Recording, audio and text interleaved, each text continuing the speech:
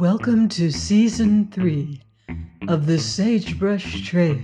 I'm Mardell, and I want to share with you a fascinating true account of what it was like to journey west in a covered wagon.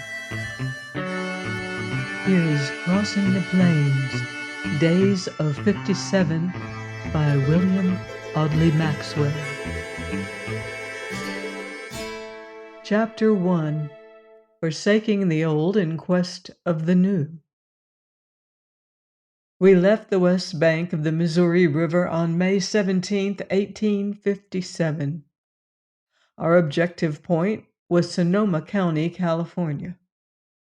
The company consisted of 37 persons, including several families and some others, the individuals ranging in years from middle age to babies.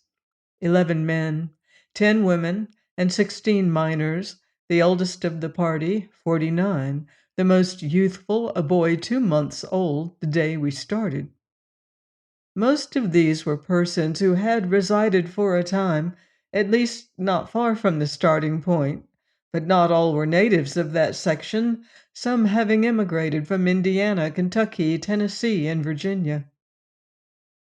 We were outfitted with 8 wagons, about 30 yoke of oxen, 50 head of extra steers and cows, and 10 or 12 saddle ponies and mules. The vehicles were light, well-built farm wagons, arranged and fitted for economy of space and weight. Most of the wagons were without brakes, seats, or springs. The axles were of wood, which in case of their breaking could be repaired en route. Chains were used for deadlocking the wheels while moving down steep places. No lines or halters of any kind were used on the oxen for guiding them, these animals being managed entirely by the use of the ox whip and the ox word. The whip was a braided leathern lash 6 to 8 feet long, the most approved stock for which was a hickory sapling as long as the lash, and on the extremity of the lash was a strip of buckskin for a cracker, which, when snapped by a practiced driver, produced a sound like the report of a pistol. The purpose of the whip was well understood by the trained oxen, and that implement enabled a skillful driver to regulate the course of a wagon almost as accurately as if the team were horses with the reins in the hands of an expert yahoo.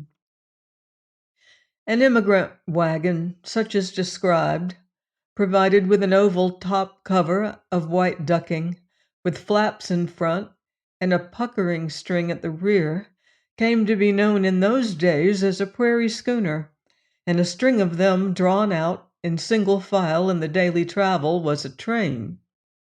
Trains following one another along the same new pathway were sometimes strung out for hundreds of miles, with spaces of a few hundred yards to several miles between, and were many weeks passing a given point.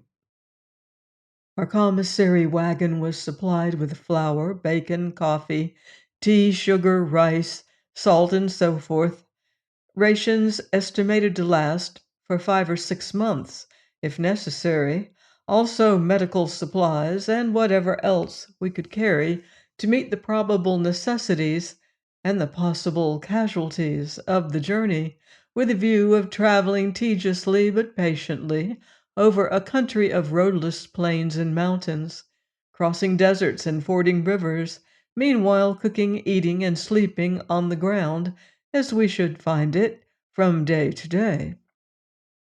The culinary implements occupied a compartment of their own in a wagon, consisting of such kettles, long-handled frying pans, and sheet-iron coffee pots as could be used on a camp fire, with table articles almost all of tin.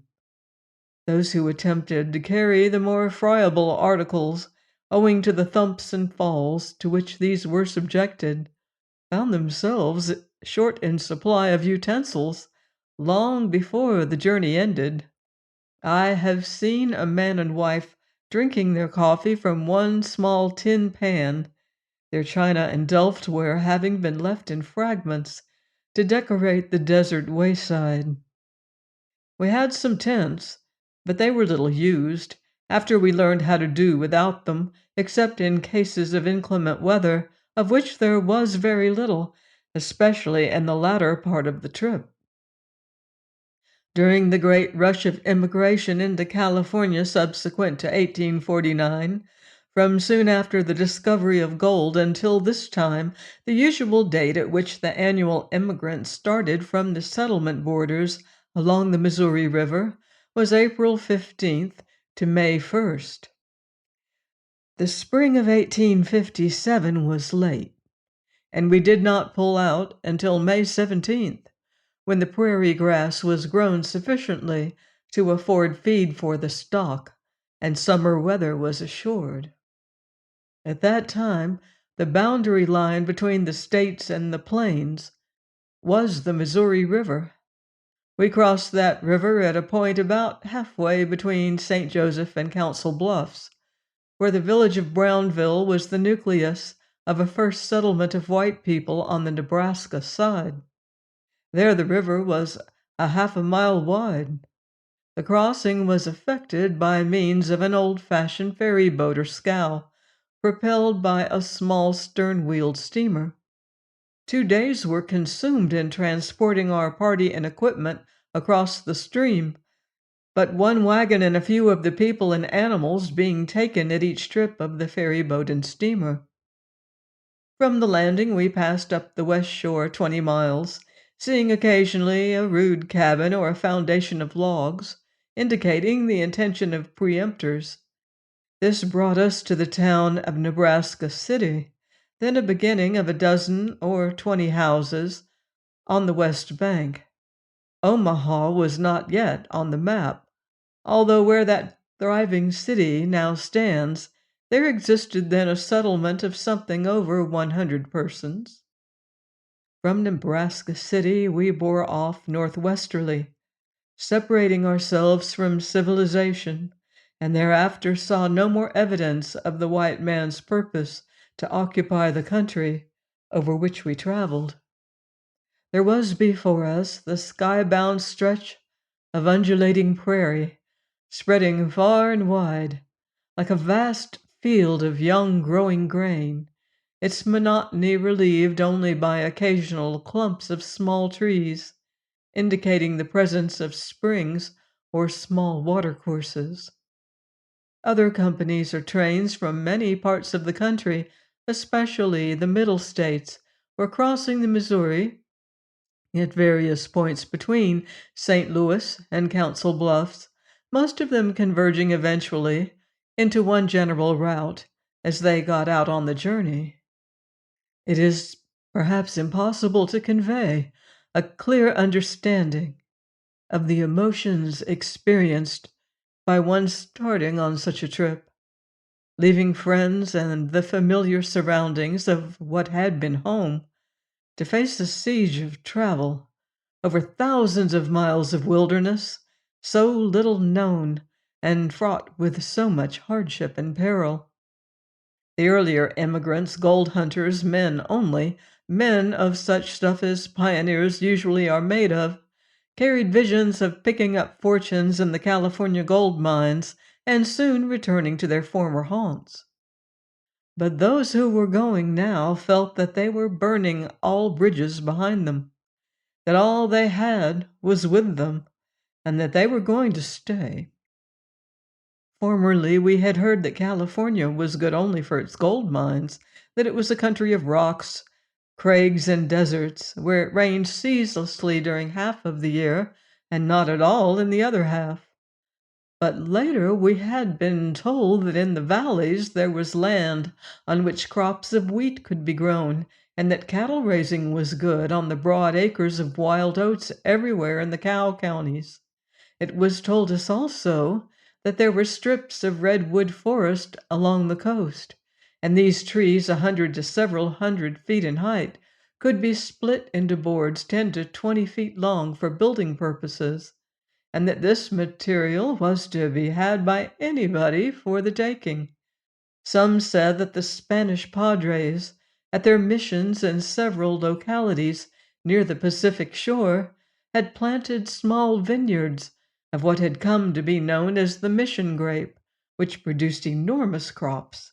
Another report told us that other fruits, including the orange and lemon varieties, so far as tried, gave promise of being valuable products of the valley and foothill soils.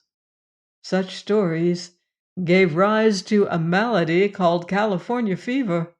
It was contagious and carried off many people. Our first camp was on the open prairie, where grass grew about 4 inches high, and a small spring furnished an ample supply of water. Firewood we had brought with us for that night. The weather was very fine, and all were joyous at the novelty of camping out. On or about the 8th day, we came to the Platte River, broad, muddy stream, at some points a mile or more in width, shallow, but running rapidly between low banks, its many small islands wholly covered by growths of cottonwood trees and small willows. From these islands we obtained from time to time the fuel needed for the camp, as we took our course along the river's southerly shore, occasionally added to the contents of the grub wagon by capturing an elk or deer that had sought covert in the cool shade of these island groves. Antelope also were there, but too wary for our huntsmen. We forded the Platte at a point something like 150 miles westward from its confluence with the Missouri. There was no road leading into the river, nor any evidence of its having been crossed by anyone at that place. We were informed that the bottom was of quicksand, and fording therefore dangerous. We tested it by riding horses across. Contrary to our expectations, the bottom was found to be a surface of smooth sand, packed hard enough to bear up the wagons when the movement was quick and continuous. A cut was made in the bank to form a runway for the passage of the wagons on the water's edge, and the whole train crossed the stream safely with no further mishap than the wetting of a driver and the dripping of a wagon into place deep enough to let water into the box. Fording the Platte consumed one entire day. We camped that night on the north shore. The train continued along the general course of the river, about 400 miles as far as Fort Laramie, through an open country, in which there was an abundance of feed for the animals, but where wood for fuel was scarce. Join me next week for more Western adventure in Crossing the Plains, Days of 57 by William Audley Maxwell, here on the Sagebrush Trail.